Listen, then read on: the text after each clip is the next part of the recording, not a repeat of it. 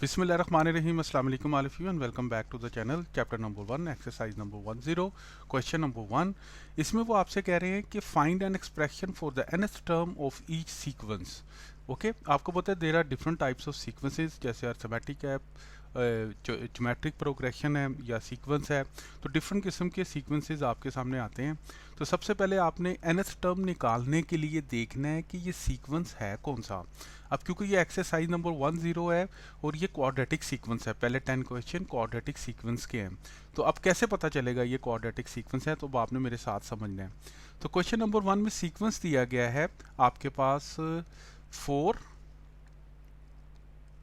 7, 12 and 19 and so on. Okay, आपने क्या करना है, नेक्स्ट टर्म में से प्रीवियस टर्म को माइनस कर देना है। आपके पास डिफरेंस आ गया 3, 12 में से आपने 7 माइनस कर देने, डिफरेंस आ गया 5, और फिर आपने 19 में से 12 को माइनस कर देना है, तो आपके पास डिफरेंस आ जाएगा 7। ओके, ये आ गया फर्स्ट डिफरेंस जो कि सेम नहीं है। अब सेकंड डिफरेंस निकालते हैं, जब तक सेम ना हो। 5 में से 3 गए 2 और 7 में से 5 के आपके पास आ गए 2। अब डिफरेंस सेम हो गया, इधर भी 2 है और यहाँ भी 2 है। जब सेकंड डिफरेंस सेम हो उसको हम कहते हैं क्वाड्रेटिक सीक्वेंस। ओके, जब भी क्वाड्रेटिक सीक्वेंस होगा आपने याद रखना है, आपने सबसे पहले लिख लेना है, ये आपके आंसर का एक हिस्सा आ गया n स्क्वायर। ओके, अब ये n स्क्वायर क्यों आया, यहाँ पे एक स्टेप हो रहा है जो आपको ज़हन में रखना है कि ये जो डबल डिफरेंस में ये जो 2 आ रहा है ना, 2 आप देख रहे हैं, इसको आपने 2 के साथ ही डिवाइड कर देना है, तो आपके पास आ जाएगा 1। तो ये आपने लिखना है 1n का स्क्वायर। अब 1 तो हम नहीं लिखते, इसलिए खाली लिखा है n का स्क्वायर। उसके बाद आपने क्या करना है, जब आपके पास आंसर का एक हिस्सा आ गया है, अब आपने सबसे पहले ये आप जो बॉक्स देख रहे हैं यहाँ पे टर्म नंबर लिखने, कितनी टर्म्स दी हुई हैं आपको, 1 2 3 4। तो यहाँ पे टर्म नंबर लिख लें 1, इसको ब्लैक में कर लेते हैं, 1 2 3 एंड 4, ये आपने टर्म नंबर लिख ली हैं। और सीक्वेंसेस क्या दिए हुए हैं आपको, सीक्वेंसेस आपको दिए हुए हैं उन्होंने 4, 7, 12 और 19। ओके, अब ये मैं सारा ऐसे क्यों लिख रहा हूँ, क्योंकि आपको पता है कि ये क्वाड्रेटिक सीक्वेंस है, क्वाड्रेटिक प्रोग्रेशन है, तो जिसकी वजह से आपको ये भी पता होगा कि क्वाड्रेटिक प्रोग्रेशन में या क्वाड्रेटिक जो हमारे पास शेप होती है वो क्या होती है, A x square plus B x और प्लस सी इक्वल टू 0। ये एक फॉर्म होती है, क्वाड्रेटिक फॉर्म होती है ये हमारे पास। ठीक है, इस फॉर्म के अंदर हमने आंसर को लिखना है। तो एनी हाउ अब आप क्या करेंगे, n का स्क्वायर निकालेंगे। अब n का स्क्वायर निकालने का मतलब है ये जो टर्म नंबर दिए हुए हैं ना 1 2 3 4, इनका स्क्वायर निकालेंगे। 1 का स्क्वायर निकालेंगे तो 1 आएगा, 2 का स्क्वायर निकालेंगे तो 4 आएगा, और अगर हम 3 का स्क्वायर निकालेंगे 9, और ये आ जाएगा 16। उसके बाद हमने क्या करना है, हमने डिफरेंस निकाल लेना है, यानी कि इन दो का डिफरेंस निकालते जाना है।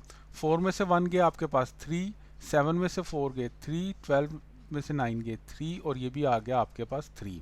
ओके, उसके बाद आपने ये जो डिफरेंस आया है इसका भी सीक्वेंस निकाल लें आप, वो डिफरेंस निकालने 0, 3 में से 3 माइनस किए 0, नेक्स्ट टर्म में से प्रीवियस टर्म माइनस करते जा रहे हैं तो डिफरेंस आ गया 0।